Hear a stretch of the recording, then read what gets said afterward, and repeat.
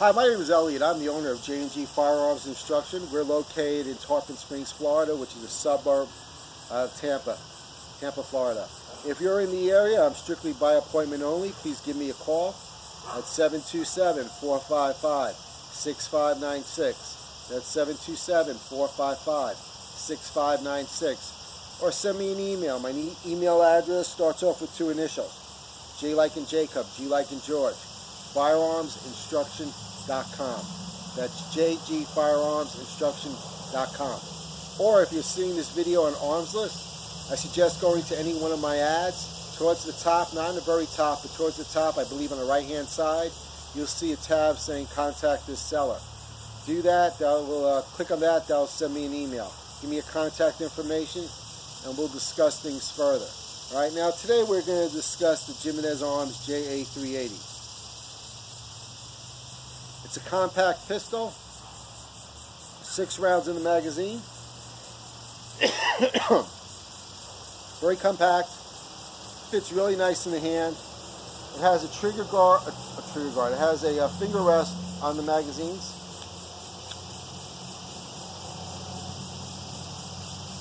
Comes with 2 magazines. It has a European style magazine release, as opposed to the usual one you see here, which is a button that you push in. Alright. Has a safety. Has a loading indicator. A little thing would stick out here, excuse me, if it was loaded. Alright. I think it's an attractive pistol. Not that that's a real big concern, shouldn't be. Has some nice, very simple, fixed sights. I have one of these actually. I have it in 32, which is exactly the same pistol except with a different barrel. I'm not sure if the magazines are interchangeable or not, but they look exactly the same to me. I just happen to like the 32 round better. The 380 is less expensive. It's more readily found than the 32. So I sell a lot of these in 380. The factory still makes 32s, but I haven't seen them in the past 2 years. As soon as they make some of them, I'll pick some up. But the more popular, the more affordable round is the 380. It has a little bit more oomph to it. So it's considered to be a better self-defense round than the 32. All right, now let's see what it comes with. Here's the box.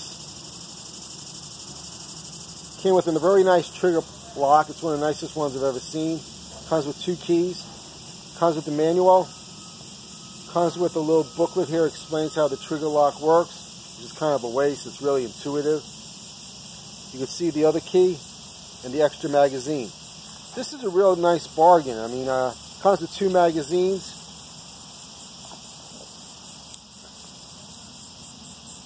It's probably the least expensive 380 you're going to find that you could buy in a store brand new.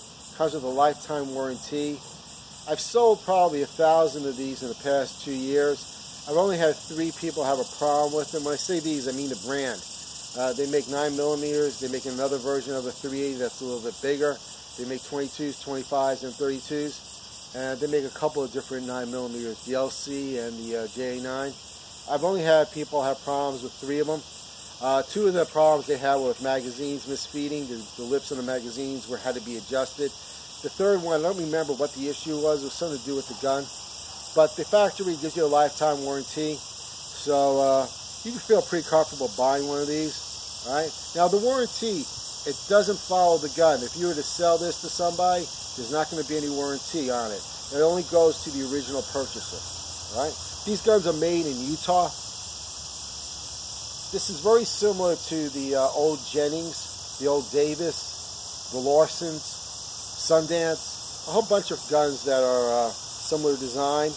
All right. Now, Jimenez Arms has probably been around for around 20 years. The guy, Jimenez, he was a machinist at Jennings, which was the original version of the company. They went out of business, and he was able to raise some money, and he purchased most of the business, and he moved the company. It was in California, and he moved the company not to Utah. He moved it to Nevada. Nevada is where these are made. Cobra bought up most of the rest of the company.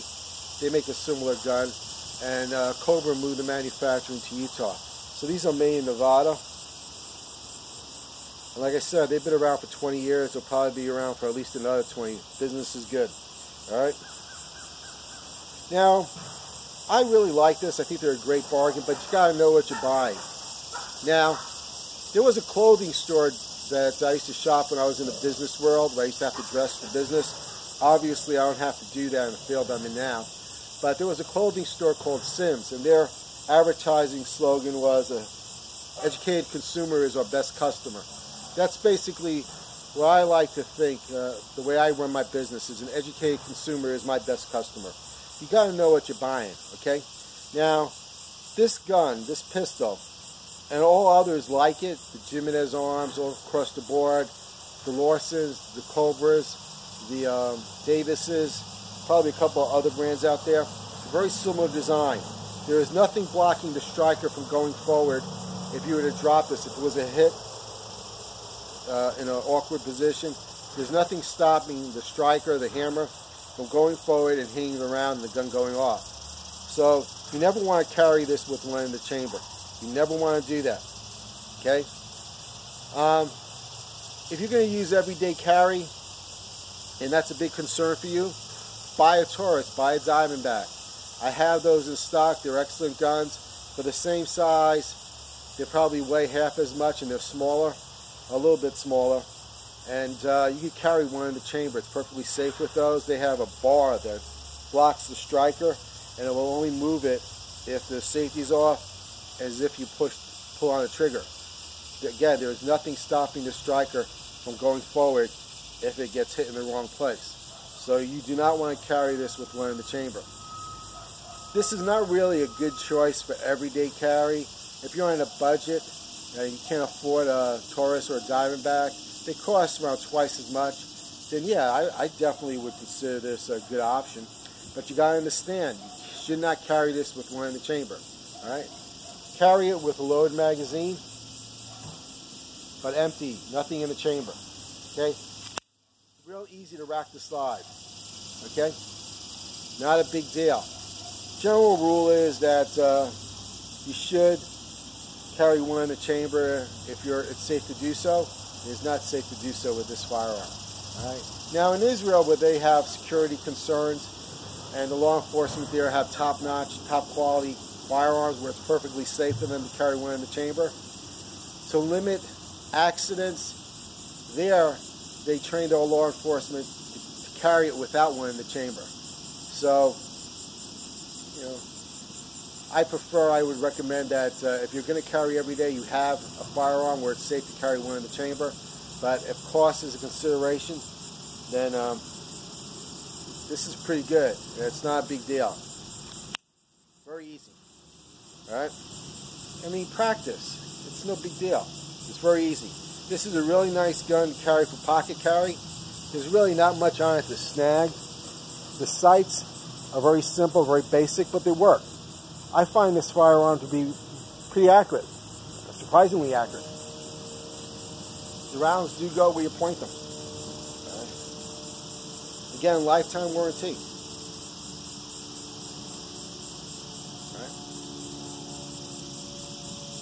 What do I want to tell you? What else can we talk about? Now, it's not really good practice to pointing this everywhere like I'm doing right now, but to show off the firearm, I'm doing that. Safety concerns, you really shouldn't be doing that. But for an informative video, that's what I'm doing. I happen to know these are brand new. I happen to have cleared this already anyway. It's perfectly safe. All right? You should always orientate it downrange. But that's just the way the situation is. All right? Now, the general rule is you should purchase the best quality firearm you could afford. If you could afford it, go with the Diamondback, go with the Taurus, go with the Smith & Wesson, go with the Ruger. But they're going to be twice as much as these. Some of them come with 2 magazines. A lot of them don't. Magazines aren't that much of an expense, but things add up. If you can't afford a brand new one, the other option is getting a used one. Occasionally I have used pistols in, and I'll be happy to give you a good deal on them. It probably would be at least as expensive as one of these used, probably more still than this. But if you can afford one of those, then go with one of those used. Obviously, if you're buying a used gun, you never know what you're going to get. Sometimes people get rid of a gun because they're having problems with it. As a dealer, I sell plenty of used guns, but they're always as is. I have no ability to fire the firearm. I do a cursory inspection. I look down the bore, see if it rattles, if the firing pin's intact. If everything seems to work good, I put it up for sale.